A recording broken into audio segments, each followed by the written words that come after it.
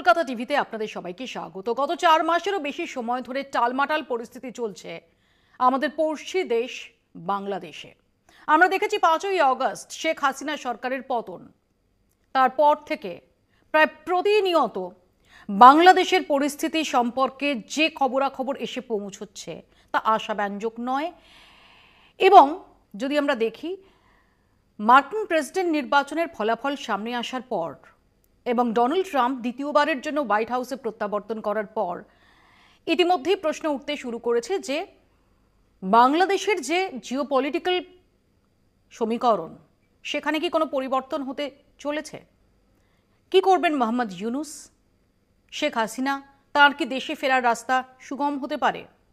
দ্রুত কি নির্বাচনের পথে যাবে বাংলাদেশ? অন্তর্বর্তীকালীন সরকারের সেটাই কি হবে মার্কিন যুক্তরাষ্ট্রের সঙ্গে সম্পর্ক সহজ করার আশু উপায়?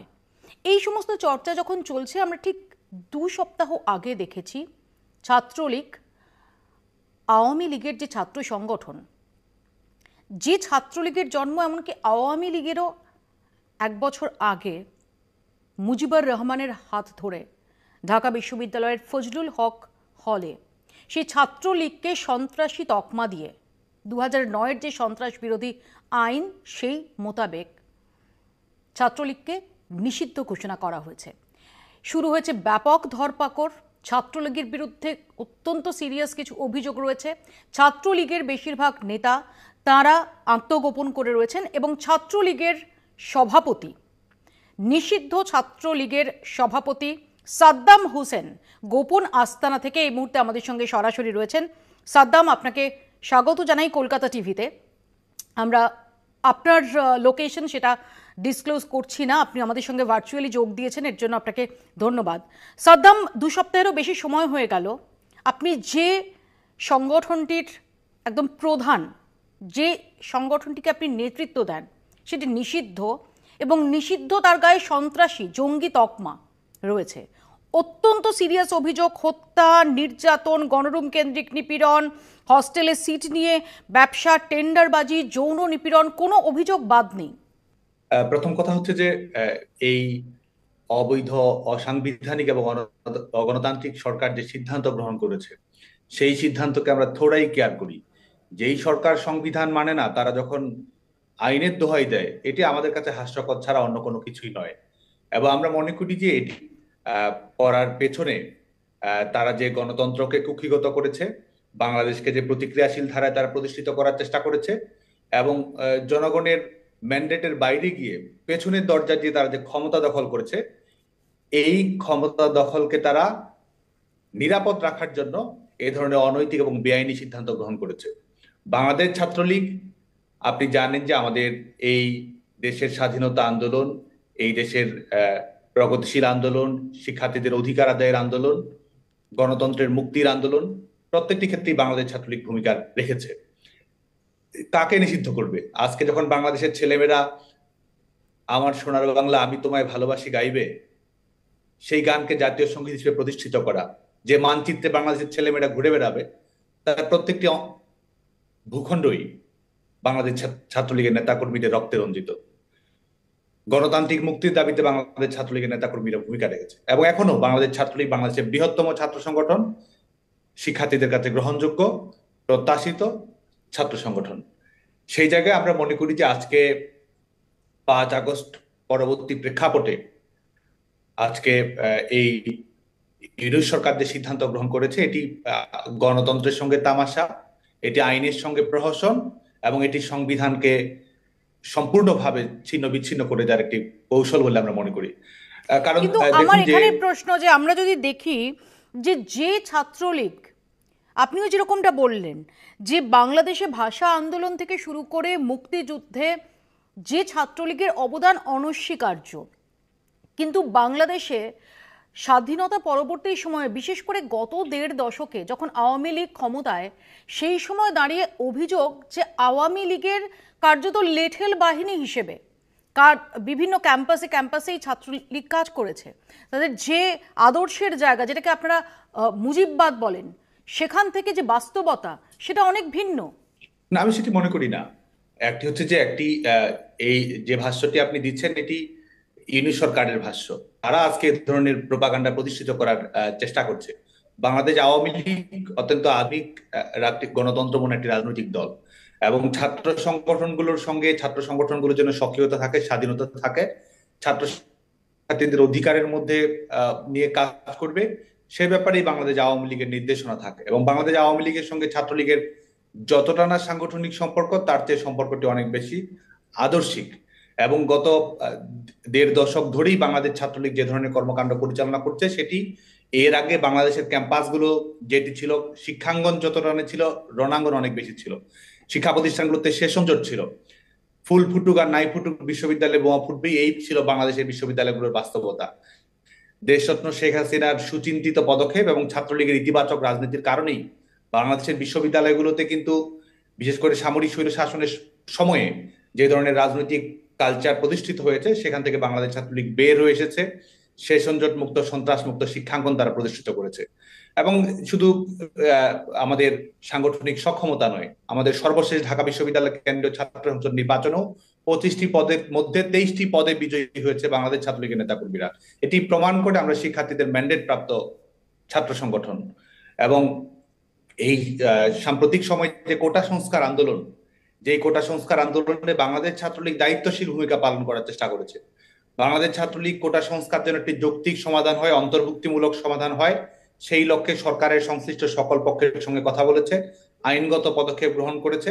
এবং শুধু তাই নয়, আমরা বলেছি যে আমরা এক ধরনের পলিটিক্স এর মাধ্যমে এই সমস্যাটি সমাধান করতে চাই, এবং সেই লক্ষ্যে আমরা door to door campaign programme চালু করেছি, যেখানে কোটা সংস্কার নিয়ে শিক্ষার্থীদের মতামত। যদি আমরা দেখি যে এই 15ই জুলাই থেকে যে বৈষম্য বিরোধী আন্দোলন এবং যার পরিপ্রেক্ষিতে এত ঘটনা প্রবাহ আমরা বাংলাদেশে দেখলাম, শেখ হাসিনা সরকারের পতন দেখলাম, সেক্ষেত্রে আপনাদের ভূমিকা, সেই ভূমিকাকে কাঠগড়ায় তুলে আপনাদের নিষিদ্ধ তকমা দেওয়া হয়েছে। এবং আমরা দেখতে পাচ্ছি প্রায় প্রত্যেক দিনই যেটা খবর আসছে বিভিন্ন জায়গা থেকে, ব্রাহ্মণবাড়িয়া হোক, মানিকগঞ্জ হোক, সেখান থেকে ছাত্রলীগের নেতা তারা গ্রেফতার হচ্ছেন, বিভিন্ন জায়গায় ছাত্রলীগের নেতাদের গ্রেফতারির দাবিতে মানুষ পথে নামছেন, মানববন্ধন হচ্ছে। আপনারা এখন কি করবেন? এখন বাংলাদেশ ছাত্রলীগ তো অবশ্যই ঘুরে দাঁড়াবে, এবং পাকিস্তান সেনাবাহিনী বাংলাদেশ ছাত্রলীগকে নিষিদ্ধ করেছিল মুক্তিযুদ্ধ চলাকালীন সময়ে। যারা আমাদেরকে নিষিদ্ধ করেছিল তাদেরকে পরাজিত করেই বাংলাদেশের মানুষের স্বাধীনতা আমরা নিশ্চিত করেছি। এবং এই মুহূর্তে আমাদের দলীয় লক্ষ্য, সাংগঠনিক লক্ষ্য সেটি নয়। আজকে গোটা বাংলাদেশের মানুষের, সাধারণ শিক্ষার্থীদের, গণতন্ত্রকামী মানুষের একটা অভিন্ন লক্ষ্য জনগণের নির্বাচিত প্রতিনিধির কাছে ক্ষমতা হস্তান্তর করতে হবে। এই সরকারের কোনো সাংবিধানিক বৈধতা নেই। এই সরকারকে কে ম্যান্ডেট দিয়েছে?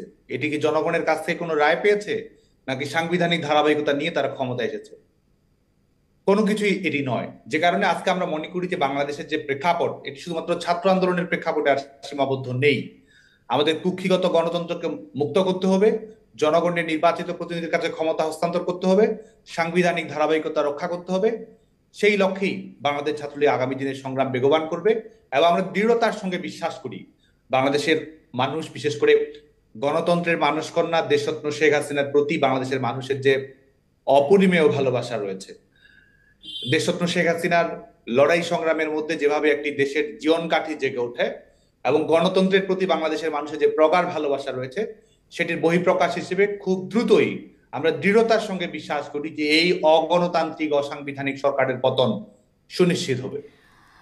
ডোনাল্ড ট্রাম্প, তিনি মার্কিন প্রেসিডেন্ট পদে দ্বিতীয়বারের জন্য নির্বাচিত হয়েছেন, এবং আমরা জানি যে ডোনাল্ড ট্রাম্প এবং মোহাম্মদ ইউনূসের মধ্যে যে অতীত সম্পর্ক সেটা যথেষ্ট তিক্ত। মোহাম্মদ ইউনূস তিনি শুভেচ্ছা বার্তা জানিয়েছেন, খুব স্বাভাবিক, সেটা কূটনৈতিক অ্যাঙ্গেল থেকে। কিন্তু আপনার কি মনে হয় যে ডোনাল্ড ট্রাম্পের প্রত্যাবর্তন সেটা বাংলাদেশের পরিস্থিতির হাওয়া বদল করার ক্ষেত্রে কোনো ভূমিকা নিতে পারে? শেখ হাসিনার দেশে ফেরার ব্যাপারে আপনারা কি আশাবাদী হতে পারেন? দেখুন, আন্তর্জাতিক বিভিন্ন রাজনীতির সমীকরণ রয়েছে, সেটি প্রত্যেকটি দেশের ক্ষেত্রেই সত্য। কিন্তু আমরা যেটি মনে করি সেটা হচ্ছে যে দেশরত্ন শেখ হাসিনার শক্তি হচ্ছে বাংলাদেশের জনগণ। এবং বিশেষ করে গত 15 বছরে বাংলাদেশের জনগণের জীবনমানের যে উন্নয়ন তিনি ঘটিয়েছেন, গণতন্ত্রকে প্রাতিষ্ঠানিকীকরণ ঘটার চেষ্টা করেছেন, অর্থনৈতিক স্থিতিশীলতা সুনিশ্চিত করেছেন, অবকাঠামোগত বিপ্লব তৈরি করেছেন। বিশেষ করে আমরা যারা তরুণদের কর্মসংস্থান, বিশ্ববিদ্যালয়ে নির্বিঘ্নে লেখাপড়া করা, বছরের প্রথম দিনে বই পাওয়া, শিক্ষায় বিনিয়োগ করা, প্রযুক্তির মাধ্যমে শিক্ষার্থীদেরকে স্বনির্ভর করে গড়ে তোলা, এটির কারণে ইতিমধ্যেই এই 5 আগস্ট পরবর্তী সময়ে বাংলাদেশের প্রেক্ষাপট বিরাজ করছে। সেই প্রেক্ষাপটেই বাংলাদেশের মানুষের মধ্যে কিন্তু গভীর উপলব্ধি রয়েছে যে এই দেশরত্ন শেখ হাসিনার শাসনকে ধূলিসাৎ করার মাধ্যমে শেখ হাসিনাকে পরাজিত করা নয়, জনগণকে পরাজিত করার চেষ্টা করা হয়েছে। আমাদের অর্জনকে কুক্ষিগত করা হয়েছে, সংবিধানকে দুমড়ে মুচড়ে পদলেহন করা হয়েছে। আমরা তো সে কারণে আমরা মনে করি স্বতঃস্ফূর্ত যে একটা জনগণের আন্দোলন শক্তিতে এই দেখেছিলাম। দেশরত্ন শেখ হাসিনা আমরা যদি দেখি বাইরে ফিরে আসবে। থেকে, আমরা তো একটা স্বতঃস্ফূর্ত আন্দোলন দেখেছিলাম, যেখানে আমরা দেখেছিলাম শয়ে শয়ে ছাত্র তারা পথে নেমেছেন এবং আপনাদের বিরুদ্ধে অভিযোগ যে আপনারা চূড়ান্ত দমনপীড়ন সেই সময় সংগঠিত করেছেন, চূড়ান্ত সহিংসতার আশ্রয় নিয়েছেন।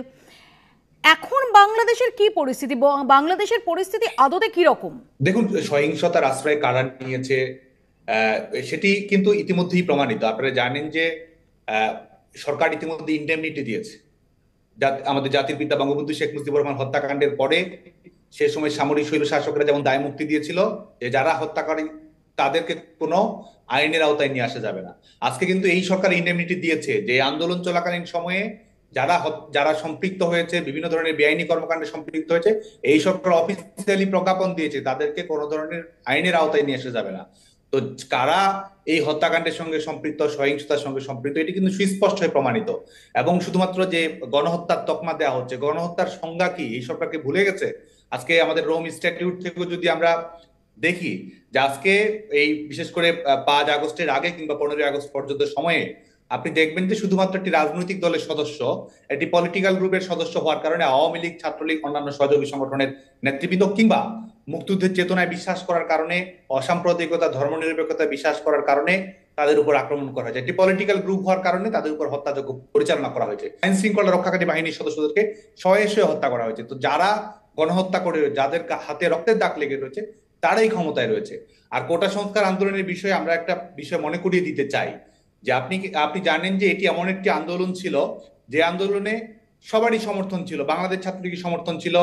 এই যখন এটি কোর্টে যায়, কোর্টে সরকার পক্ষ হাইকোর্টে যে রায় দিয়েছে তার বিরুদ্ধে আপিল করেছে, আইনগতভাবে সরকারি লড়াই করেছে। এবং বাস্তবিক পক্ষে বাংলাদেশে 11 জুলাইয়ের পর থেকে কোনো ধরনের কোটা ছিল না। হাইকোর্টের রায়ের উপর যখন স্ট্যাটাস কো প্রদান করা হয়, স্থিতাবস্থা প্রদান করা হয়, তখন থেকে বাংলাদেশে কোনো কোটা ছিল না। তারপরও এই একটি কোটা সংস্কার, একটি ইস্যু ভিত্তিক আন্দোলনকে আজকে বিশেষ করে কৃত্রিম ভাবে এবং আজকে যখন সরকার গঠন করার পরে, অবৈধভাবে সরকার গঠন করার পরে যখন আন্ডারওয়ার্ল্ডের বিভিন্ন মাফিয়া সন্ত্রাসীদের মুক্তি দেওয়া হয়, প্রফেশনাল যাদের প্রশিক্ষিত ক্যাডার তাদেরকে যখন মুক্তি দেওয়া হয়, জঙ্গিদেরকে মুক্তি দেওয়া হয়, এটা কিন্তু প্রমাণিত যে সুপরিকল্পিত ভাবে লাশের রাজনীতি কায়েম করে তার দায় সরকারের উপর চাপিয়ে দিয়ে একটা কৃত্রিম পরিবেশ তারা তৈরি করে তারা কিন্তু এই সরকার পতনের আন্দোলনটি ত্বরান্বিত সাদ্দাম ভাই, করেছে। আপনি গণতন্ত্রের কথা এবং বলছেন, যেটা আগেও বললাম যে আপনাদের সংগঠন নিষিদ্ধ গত 2 সপ্তাহ হয়ে গেল বাংলাদেশে, এবং আপনাদের যারা নেতা তাদের বিরুদ্ধে ব্যাপক ধরপাকড় চলছে। বেশিরভাগ আপনারা তারা আত্মগোপন করে আছেন। এমনকি আপনার একটি টক শোতে অংশগ্রহণ করার কথা ছিল ভার্চুয়ালি, সেই টক শোটা বিতর্কের মুখে পড়ে বাতিল করা হয়েছে। এরকম একটা জায়গায় দাঁড়িয়ে আপনি গণতন্ত্রের কথা বলেন, আপনাদের বিরুদ্ধে অভিযোগ যে ছাত্রলীগের যে কাউন্সিল সেটাও নিয়মিত হতো না, 3-4 বছর পর পর হতো, এবং সেখানেও নেতা নির্বাচন হতেন না। আওয়ামী লীগের যিনি প্রধান তিনি নেতাকে নির্বাচন করে দিতেন। অর্থাৎ সব মিলিয়ে সেখানেও কি গণতান্ত্রিক পরিবেশ ছিল? দেখুন, বাংলাদেশের ছাত্র রাজনীতির কিছু সীমাবদ্ধতা, ত্রুটি বিচ্যুতি রয়েছে, সেটি একটি সার্বিক বিষয়। কিন্তু বাংলাদেশ ছাত্রলীগ বরং বাংলাদেশের অপরাপর ছাত্র সংগঠনগুলোর সঙ্গে তুলনামূলক রাজনৈতিক বিশ্লেষণে যদি আমরা যাই, বাংলাদেশ ছাত্রলীগের একটি গঠনতন্ত্র রয়েছে, নিজস্ব নিয়ম কানুন রয়েছে, কাউন্সিল রয়েছে, কাউন্সিলর ডেলিগেট, তাদের প্রতিনিধিত্ব, তাদের ভোটের মাধ্যমে কিন্তু নেতৃত্ব নির্বাচনের প্রক্রিয়াটি হয় এবং নিয়মিত কাউন্সিলের মাধ্যমে বাংলাদেশ ছাত্রলীগের কর্মকাণ্ড পরিচালিত হয়। বাংলাদেশ ছাত্রলীগ সবসময় একটি গণতান্ত্রিক ছাত্র সংগঠন, গণতান্ত্রিক সমাজ ব্যবস্থা, রাষ্ট্র ব্যবস্থার প্রতি বাংলাদেশ ছাত্রলীগ দায়বদ্ধ, এবং সেটি আমরা আমাদের সংগঠনেও প্র্যাকটিস করার চেষ্টা করি। কিছু সীমাবদ্ধতা রয়েছে, সেগুলো প্রত্যেকটি ছাত্র সংগঠনের মধ্যেই থাকে বলে আমরা দৃঢ়ভাবে বিশ্বাস করি। আর আরেকটি বিষয় সেটি হচ্ছে বর্তমান সময়ে যেটি বিরাজ করছে, গোটা বাংলাদেশে এখন সত্যিকার অর্থে একটি বৃহত্তম কারাগার এখানে। এবং আজকে যারা সরকারের রয়েছে, এই অবৈধ সরকারে যারা রয়েছে, তারা কিন্তু এই গণমাধ্যমের স্বাধীনতা, মানুষের মত প্রকাশের স্বাধীনতা, প্রত্যেকটি ক্ষেত্রে তারা কিন্তু হস্তক্ষেপ করছে। তারা ইলেকট্রনিক মিডিয়ায়, প্রিন্ট মিডিয়ায় কি যাবে কি যাবে না সেটি তারা প্রেসক্রাইব করছে। কোনটি ফ্যাসিস্ট আচরণ, কোনটি ফ্যাসিস্ট আচরণ নয়, সেটি তারা নির্ধারণ করে দিচ্ছে। এবং ভিন্ন কোনো মত প্রকাশ করার অধিকার কিন্তু নেই। এবং বাংলাদেশ ছাত্রলীগের আপনি দেখুন বিষয়টি, যে আজকে শিক্ষা একটি মৌলিক মানবাধিকার।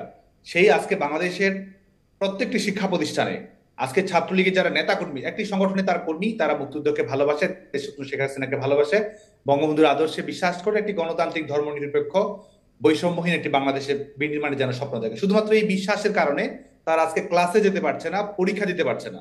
মেডিকেল কলেজগুলোতে, বাংলাদেশ সরকারি মেডিকেল কলেজগুলোতে ইতিমধ্যেই 500 জনের অধিক শিক্ষার্থী বহিষ্কার করে দেওয়া হয়েছে 5 বছর 10 বছর মেয়াদে। ডাক্তারের ইন্টার্নশিপের লাইসেন্স অনেকের কেড়ে নেওয়া হচ্ছে।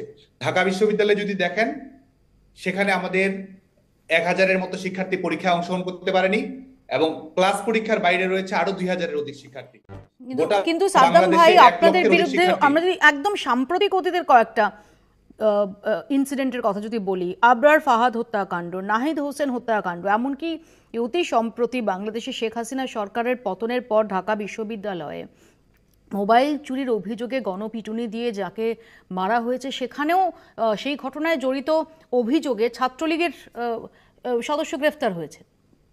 না না, প্রশ্নে আসে না, প্রশ্নে আসে না। আপনি দেখুন, ঢাকা বিশ্ববিদ্যালয়ের সাম্প্রতিককালে যে হত্যাকাণ্ডগুলোর কথা আপনি বলছেন, ঢাকা বিশ্ববিদ্যালয়ের তোফাজ্জল হত্যাকাণ্ড হোক, জাহাঙ্গীরনগর বিশ্ববিদ্যালয়ের শামীম মোল্লার হত্যাকাণ্ড হোক, আমাদের রাজশাহী বিশ্ববিদ্যালয়ের ঘটনা ঘটুক, প্রত্যেকটি ক্ষেত্রেই এই যে আজকে যারা আজকে ক্ষমতার ছড়ি ঘোরাচ্ছে এবং তাদের সঙ্গে যারা সম্পৃক্ত রয়েছে, তারা এর সঙ্গে সম্পৃক্ত রয়েছে, এটা কিন্তু প্রমাণিত। বাংলাদেশ ছাত্রলীগ তো ক্যাম্পাসে যাওয়া দূরের কথা, বাংলাদেশ ছাত্রলীগের নেতাকর্মীদের প্রত্যেক জনের বাড়ি পুড়িয়ে দেওয়া হয়েছে, আত্মীয় স্বজনের বাসায় থাকার পর্যন্ত সুযোগ নেই। প্রত্যেক মুহূর্তে পুলিশ সেখানে অভিযান পরিচালনা করছে। শিক্ষা প্রতিষ্ঠানগুলোতে তারা আজকে এক ধরনের নির্যাতন কেন্দ্র বানিয়ে তারা তাদের কর্মকাণ্ড তারা পরিচালনা করছে। ছাত্রলীগের তো যাওয়ারই সুযোগ নেই সেখানে। যারা আজকে হত্যাকাণ্ডগুলো ঘটছে, প্রত্যেকটি হত্যাকাণ্ডের সঙ্গে তারা সম্পৃক্ত রয়েছে এবং এটি সাদ্দাম ভাই, প্রমাণিত। বাংলাদেশে এই মুহূর্তে সংখ্যালঘুদের নিরাপত্তা নিয়ে অনেক চর্চা হচ্ছে বিশ্বব্যাপী, এবং আমরা দেখেছি যে দিওয়ালির সময় এমনকি ডোনাল্ড ট্রাম্প তিনিও এই সম্পর্কে আশঙ্কা প্রকাশ করেছেন। কি পরিস্থিতি সেখানে চলছে এবং সংখ্যালঘুরা তারা কি অবস্থায় রয়েছেন, এটা সম্পর্কে আপনার কাছে কি তথ্য আছে? দেখুন, আমরা ইতিমধ্যেই সেটি বলেছি, সেটা হচ্ছে যে পলিটিক্যাল গ্রুপ হিসেবে আওয়ামী লীগ, ছাত্রলীগের নেতাকর্মীরা এই সরকারের প্রচন্ড তাণ্ডবের শিকার হচ্ছে, হত্যাযজ্ঞের শিকার হচ্ছে। এবং ধর্মীয় ভাবে যদি আমরা দেখি, যে একটা মাইনরিটি গ্রুপ, আমাদের সনাতন ধর্মাবলম্বী, অন্যান্য ধর্মাবলম্বী যারা রয়েছে, তারা কিন্তু আজকে বিভিন্ন ধরনের তাদের উৎসবের স্বাধীনতা হোক, ধর্মীয় স্বাধীনতা হোক, প্রত্যেকটি ক্ষেত্রে তারা লগ্নিত হচ্ছে। সরকারিভাবে এক ধরনের অবয়ব তৈরি করা হচ্ছে যে এই ধরনের ঘটনাগুলো ঘটতেই থাকবে, বা এই ধরনের ঘটনা এই ধরনের পরিস্থিতির পরে স্বাভাবিকভাবে ঘটেই থাকে। এক ধরনের লেজিটিমেসি, এক ধরনের বৈধতা সরকার দিচ্ছে, এবং প্রত্যেকটি ঘটনাগুলো অ্যাড্রেস করা, এটিকে বিচারিক প্রক্রিয়ার আওতায় নিয়ে আসা, জনজীবনের নিরাপত্তা নিশ্চিত করা, প্রত্যেকটি ক্ষেত্রেই সরকার কিন্তু বৃদ্ধাঙ্গুলি প্রদর্শন করছে। যে কারণে আজকে কিন্তু গোটা বাংলাদেশেই আমাদের এই বিশেষ করে অন্যান্য ধর্মাবলম্বী যারা রয়েছেন, তারা তাদের নিরাপত্তা, তাদের স্বাধীনতা, একজন নাগরিক হিসেবে তাদের যে মর্যাদা রয়েছে সেটি রক্ষার জন্য কিন্তু গোটা দেশব্যাপী আজকে এক ধরনের জাগরণ ঘটছে। আমার এখানেই আপনার কাছে আমার শেষ প্রশ্ন, যে এই অবস্থায় দাঁড়িয়ে আপনি যেটা বললেন যে শেখ হাসিনা তিনি বাংলাদেশের মানুষের মনে রয়েছেন, কিন্তু আমরা 5ই আগস্টের আগের যে ছবি দেখেছি, 5ই আগস্টের যে ছবি দেখেছি, সেখানে তো আমরা দেখেছি যে বাংলাদেশের জনগণ তারা প্রতিবাদে মুখর হয়েছেন এবং শেখ হাসিনা তাকে দেশ ছাড়তে হয়েছে। শুধু তাই নয়, আমরা দেখছি বঙ্গবন্ধুর মূর্তি, সেটাকে ধূলিসাৎ করা হয়েছে। আমরা দেখেছি যে তার আগে যখন উত্তপ্ত পরিস্থিতি 5ই আগস্টের আগে, সেই সময় সমাজের সব স্তরের মানুষ তারা রাস্তায় নেমে ক্ষোভে ফেটে পড়েছেন আওয়ামী লীগের বিরুদ্ধে, শেখ হাসিনার বিরুদ্ধে।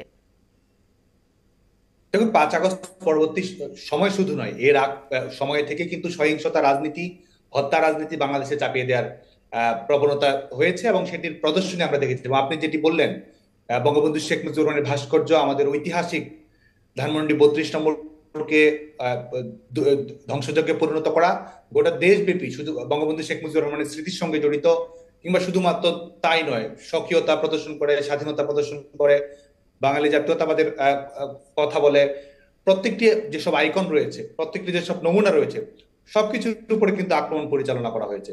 এবং সবকিছু করা হয়েছে একটি আন্দোলনের নাম দিয়ে, একটি গণ অভ্যুত্থানের নাম দিয়ে। অথচ এই যে কৃত্রিম একটি পরিবেশ তৈরি করা হলো, একটি ষড়যন্ত্রের আশ্রয়ের মাধ্যমে সরকার পরিবর্তন করা হলো এবং এর দায় দেওয়া হচ্ছে সরকারের পক্ষ থেকে, যে জনগণের নাম দিয়ে। এই জনগণ আসলে কারা সেটি বাংলাদেশের জনগণের কাছে আপনারা কি কোনো টাইমলাইন প্রমাণিত হয়ে গেছে। আপনারাই কোনো টাইমলাইন ধরে রেখেছেন যে কোন সময় বাংলাদেশের পরিস্থিতি আপনাদের জন্য অনুকূল হতে পারে, বা কোন সময় শেখ হাসিনা তিনি ফিরতে পারেন, বা একটা সুষ্ঠু গণতান্ত্রিক নির্বাচন হতে পারে? এই সম্পর্কে আপনাদের কাছে কোনো রকম আপনাদের মনে কোনো টাইমলাইন আছে? দেখুন, বাংলাদেশের জনগণের টাইমলাইনের কথা যদি বলেন, বাংলাদেশের জনগণ কয়েকটি প্রশ্ন ঐক্যবদ্ধ: গণতন্ত্রের প্রশ্নে, নির্বাচিত প্রতিনিধির প্রশ্নে, সাংবিধানিক ধারাবাহিকতার প্রশ্নে, এবং দেশরত্ন শেখ হাসিনার প্রতি বাংলাদেশের মানুষের যে মমত্ববোধ রয়েছে সেটির প্রশ্নে বাংলাদেশের বৃহত্তর জনগোষ্ঠীর একটি ঐক্যবদ্ধ অবস্থান রয়েছে। এবং যে নির্যাতন তারা যতই বাড়িয়ে দিচ্ছে, নিষ্পেষণের স্টিম রোলার তারা যতই তীব্র করছে, বাংলাদেশের জনগণের ঐক্য কিন্তু আরো তীব্র হচ্ছে, আরো সুদৃঢ় হচ্ছে। এবং বিশেষ করে ছাত্রলীগের কর্মী, আওয়ামী লীগের নেতা কর্মীদের আজকে দেয়ালে পিঠ থেকে গেছে। আজকে গোটা দেশব্যাপী যেমন গোটা দেশকে যেমন কারাগারে পরিণত করা হয়েছে, প্রত্যেকটি আমাদের গোটা দেশকে যেমন জল্লাদের উল্লাস মঞ্চ বানানো হয়েছে, গোটা দেশকে মৃত্যু উপত্যকায় পরিণত করা হয়েছে, আমাদের জীবন জীবিকা নিয়ে যেভাবে ছিনিমিনি খেলা হচ্ছে, বাংলাদেশের জনগণের বৃহত্তর স্বার্থেই, বাংলাদেশের ছাত্র সমাজকে, তরুণ প্রজন্মকে বিজয়ী করার স্বার্থেই বাংলাদেশের জনগণ ঐক্যবদ্ধ হচ্ছে। আমরা দৃঢ়তার সঙ্গে বিশ্বাস করি জনগণই এই টাইমলাইন নির্ধারণ করবে এবং এই সরকারকে হটিয়েই জনগণের প্রতিনিধিত্বমূলক শাসন ব্যবস্থা বাংলাদেশে নিশ্চিত করবে। সাদ্দাম ভাই, অনেক ধন্যবাদ। সাদ্দাম হোসেন আমাদের সঙ্গে সরাসরি ছিলেন তার গোপন আস্তানা থেকে। সাদ্দাম হোসেন আওয়ামী লীগের যে ছাত্র সংগঠন ছাত্রলীগ, যাকে গত 23শে অক্টোবর নিষিদ্ধ ঘোষণা করে, সন্ত্রাসী তকমা দিয়ে নিষিদ্ধ ঘোষণা করেছে এই অন্তর্বর্তীকালীন সরকার মোহাম্মদ ইউনূসের, সেই সাদ্দাম হোসেন, ছাত্রলীগের সভাপতি সাদ্দাম হোসেন আমাদের সঙ্গে এতক্ষণ সরাসরি ছিলেন। আপাতত এখানেই শেষ করছি। দেখতে থাকুন কলকাতা টিভি।